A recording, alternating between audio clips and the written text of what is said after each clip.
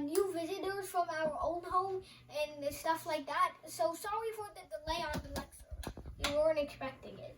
But anyway, since we're so far into the process of getting the equation we want, I'd say it's time we review everything we've gone on to.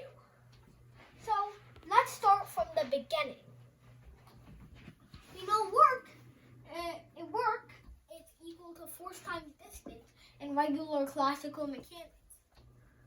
The thing is, force and distance are both the vectors, so we have to use the dot product to combine them. You should know that if you watch the early videos of my student refresh lectures. So check them out later. Now, when we have very small certain changes in here on the SD graph, they're almost impossible to measure without a very delicate tool. And even so, that tool might fail in measuring it. I was downloading a YouTube video. Or make a few errors. So that means that we have to use something called an integral to our advantage. If you watch my early lectures, like 1, 2, and 3, you would know what an integral is. It's basically the Riemann sum on steroids. But if you don't know, let me review with it. So the integral is basically using a bunch of rectangles to measure out the area. The thinner you make the rectangles, the more precise they are in measurements. Now, this is the Riemann sum. At one point, they eventually become so small they exceed the limit. That's when they enter the realm of calculus and somehow become integrals. At least I think that's how they go from sigma to this weird-looking thing. So now, that means that this is impossible to measure without finding the area behind the curve, which we can only do using integrals when there's this kind of ridiculous small stuff. Anyway, that means that work is equal to, well, we're integrating over a certain distance. We're differentiating over a certain distance. Let's call this distance delta x.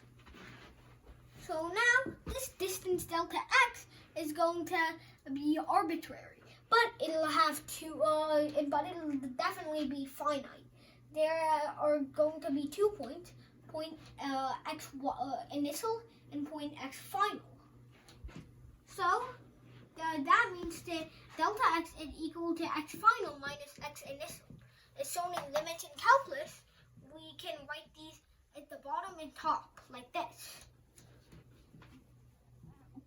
Now that we have that covered, we know that force and distance are both vectors, so we have to dot product them.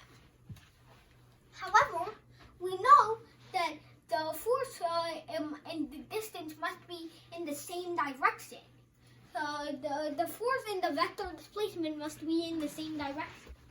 For example, if I'm pushing this chair forward, there's no way it's going to be able to go backwards unless I push it backwards. In this case, there's no way that it would go forwards. Oh my god, this chair is very hard to push on this rough carpet. Wow, that was aggressive, Mr. Cameraman. Now, anyways, with that, that means that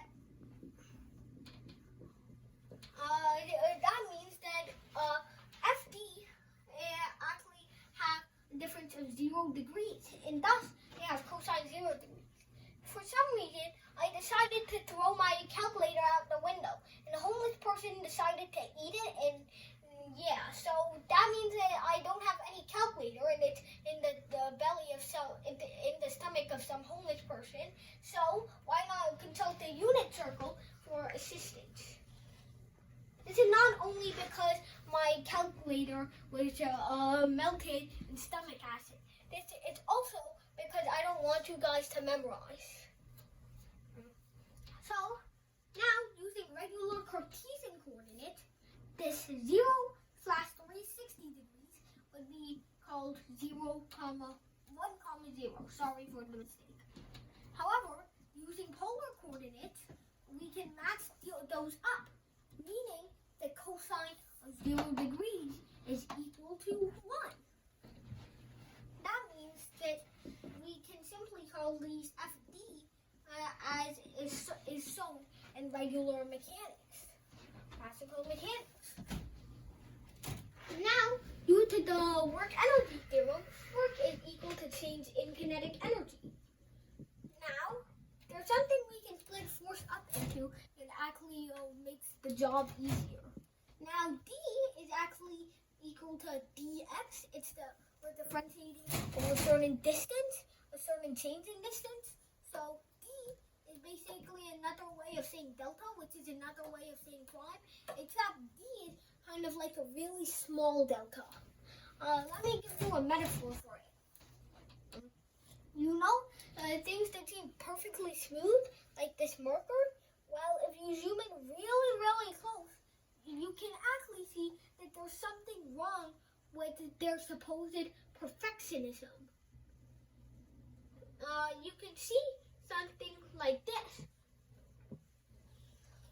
You can see that there's little rough cracks all over there.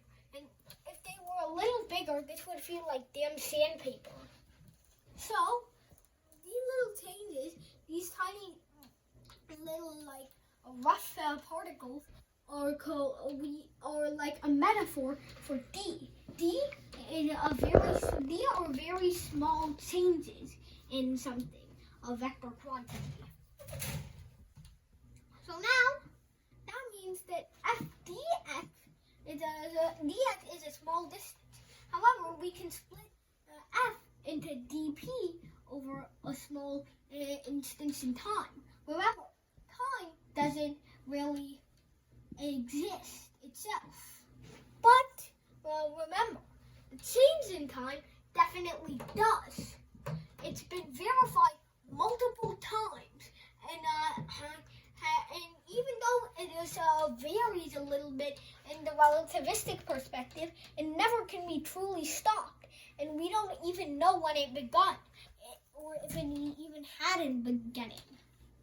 So, time doesn't exist on its own, and it's really foggy. However, delta T definitely does, and it's been verified and checked multiple times. So now, with that out of the way, we know that dx is going to be equal to v. Since we know that v is equal to dx over dt, dx is going to be equal to v dt.